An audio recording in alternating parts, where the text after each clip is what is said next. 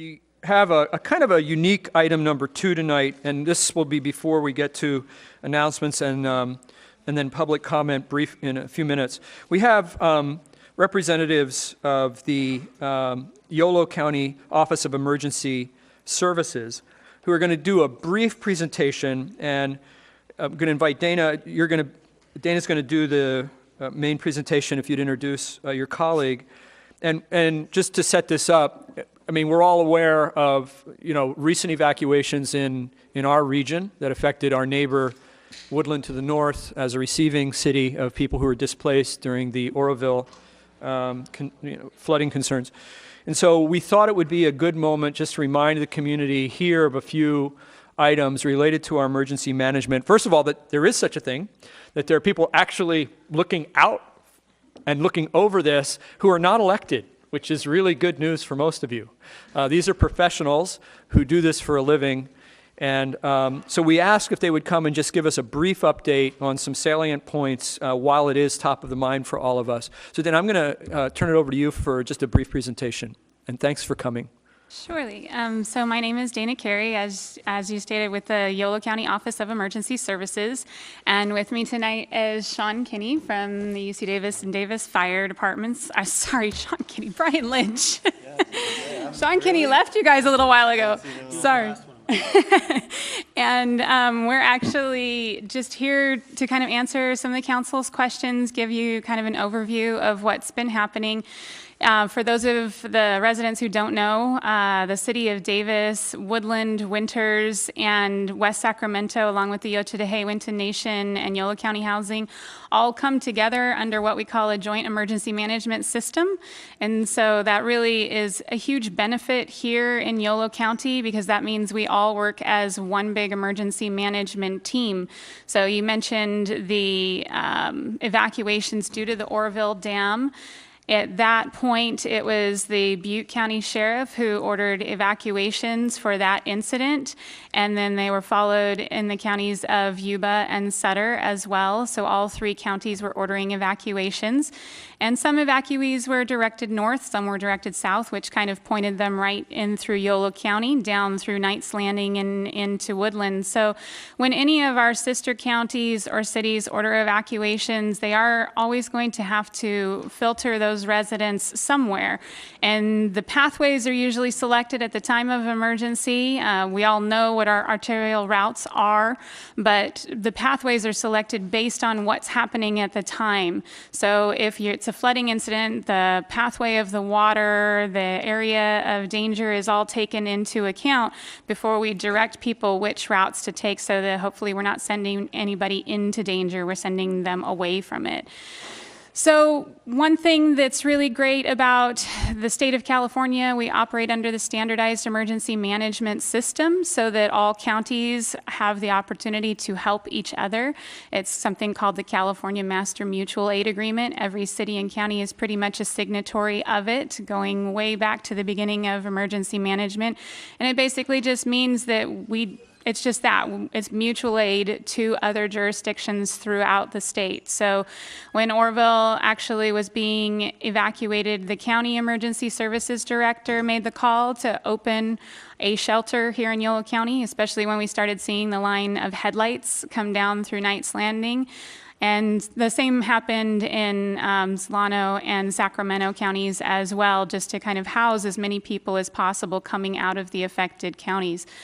City emergency services directors have the ability to make that call too. So if the city of Davis wanted to open an emergency shelter at any time when we're taking evacuees, say from the Bay Area, that is always the city's prerogative.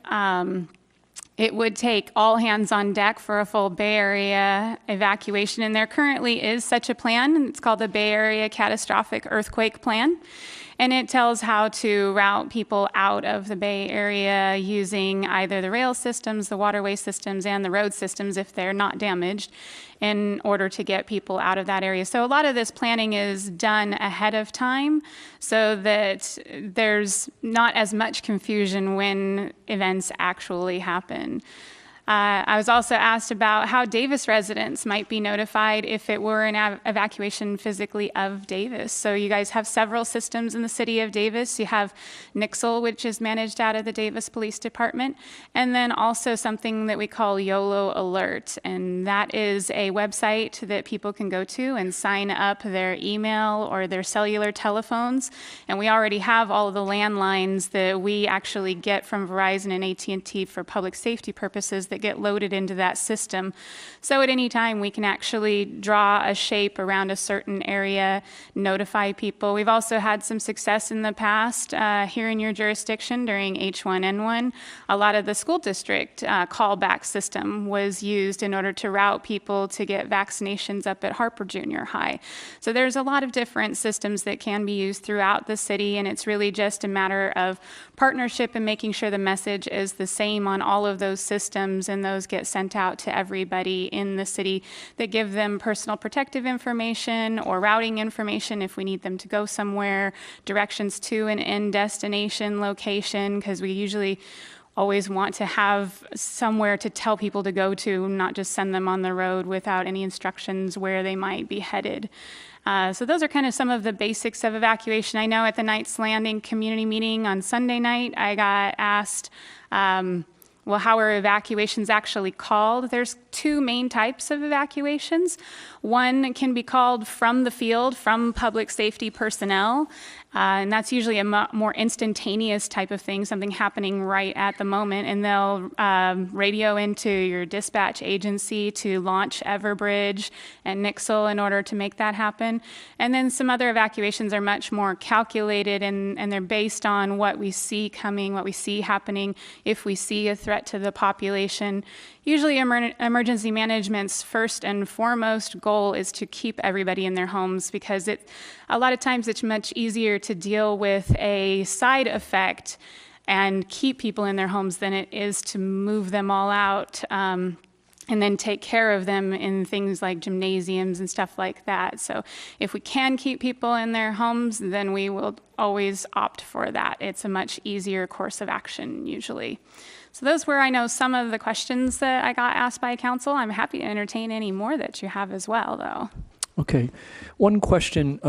One of the things that came out of the Woodland experience, having talked to county supervisor and then city manager there, was some really distinct groups. For example, I think there was an advanced care facility that had to relocate, and they found themselves at the fairground. I guess the question for us, Davis doesn't have a fairground. Mm-hmm. But are there spaces that could be designated to deal with special needs groups? I also understand there might have been some group home people with some mental health challenges. Are there places here in the city where we could specifically offer, since we don't have a large surface, don't have a place for necessarily here in the city, the university might for large animals, but where we could take a more targeted look at special needs populations coming out of situations like this?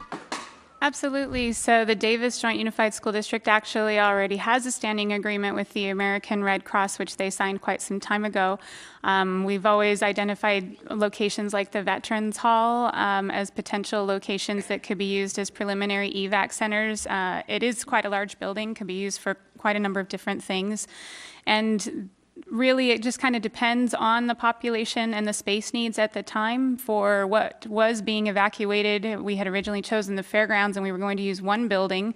And then we got notified that there were 135 mental health patients en route to us. So we ended up using a secondary building on that campus as well.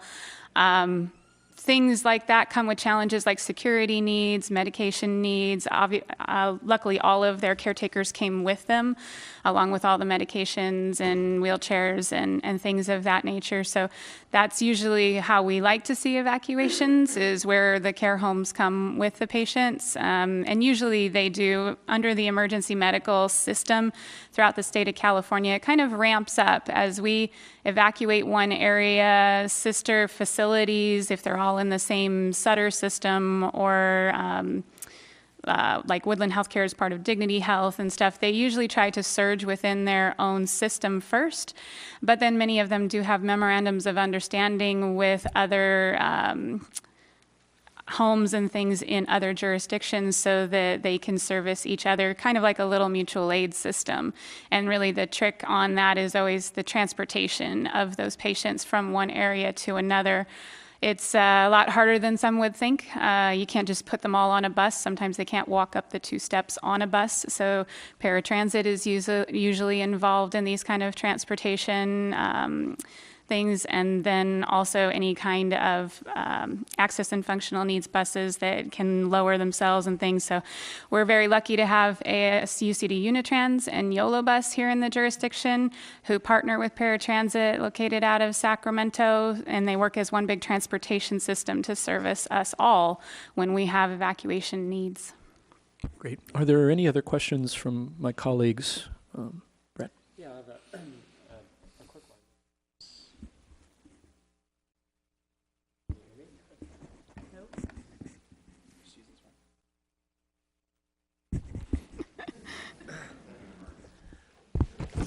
So I have a quick question based upon sort of yesterday on their emergency broadcast system came on yesterday about the San Joaquin situation, right? And then I looked up on their website, and the website seemed to be a little behind with information in terms of that incident.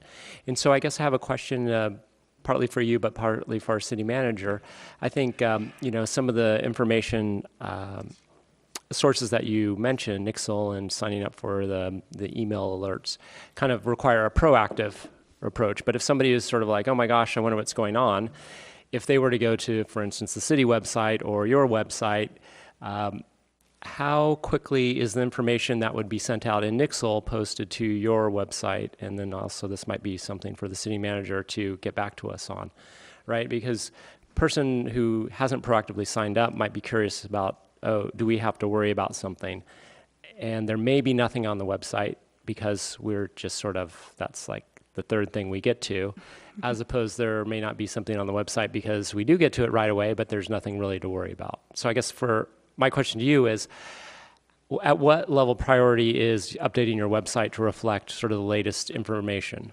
Actually, it's one of the first things that we think about. There is something called a public information officer for every jurisdiction. Stacy Winton is the PIO here for the city of Davis. They work as one big network. They agree on the messages that should go out, so we speak with one uniform voice. And then that's what you would usually see on the websites, on our Facebook handles, our Twitter handles.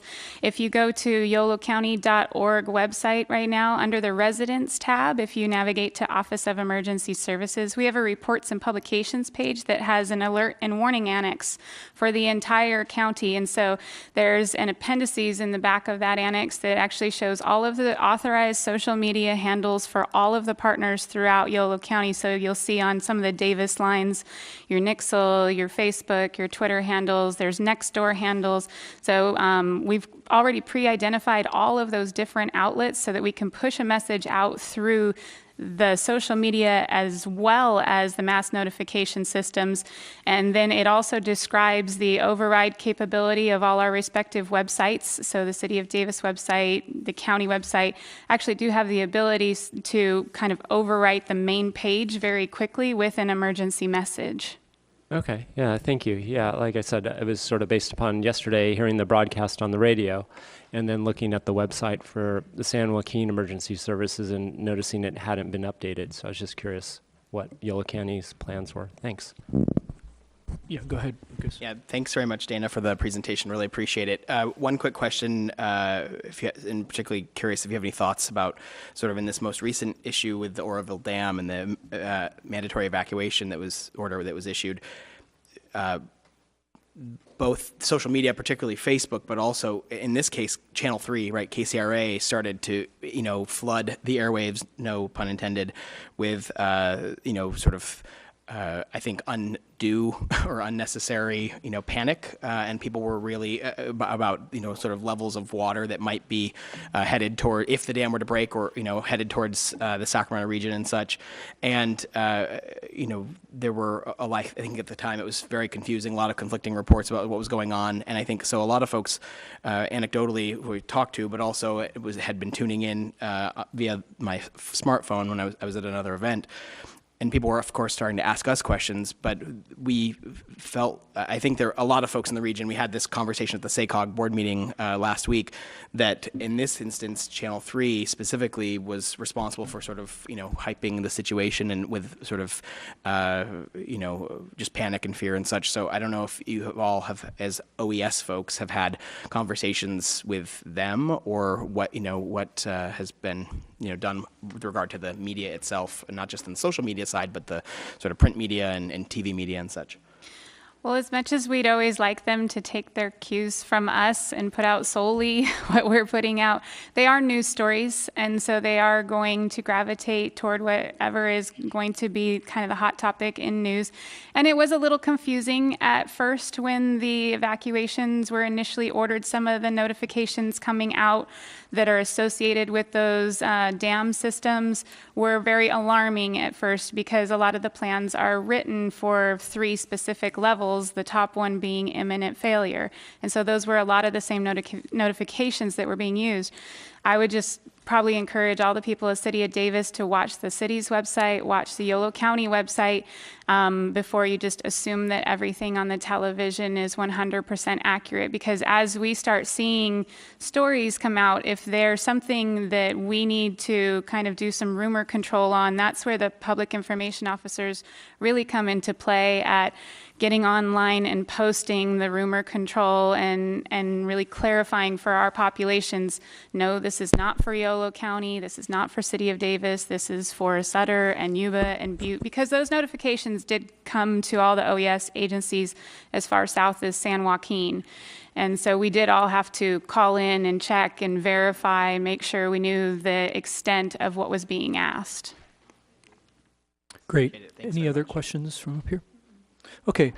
I'd rather not take public comment. I guess I need to take public comment on it. We're required to. If you have a burning issue, maybe a question that can be noted, I'm not sure we can get into back and forth on it. Go ahead and approach the mic now if you have anything. Okay. No, this is not general public comment. This is only on this item. Yeah, thanks. So we will have public comment in just a moment. This was a special item. Well, thank you so much for coming. Really appreciate you being here. And again, Stacy Winton, I'm not sure if we want to have Stacy put out any specific summary of what was said here tonight, where we get information, what City of Davis is expected to do, just as a general thing. I mean, we're at the beginning of, potentially at the beginning of the flood season. Yes, we are. Yeah, so I mean, Oroville's behind us for now, but we don't know what's going to happen, so we want to be prepared. And so we appreciate you coming and filling us in, and we'll get the information that was shared here out as best we can. So thanks a lot. Really appreciate it, you guys.